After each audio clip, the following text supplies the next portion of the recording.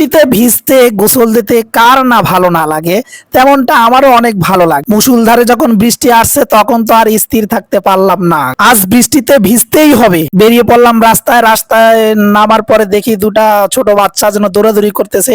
আমার দেখে তো অনেক ভালোই লাগলো, সেই শৈশবকালের কথা মনে পড়ে গেল। তারপরে কিন্তু এদিক ওদিক আমি ছোটাছুটি করছিলাম, যে বৃষ্টি আসলে বৃষ্টিতে ভেজা যে কত আনন্দ সেটা আসলে বলি প্রকাশ করতে পারবো না।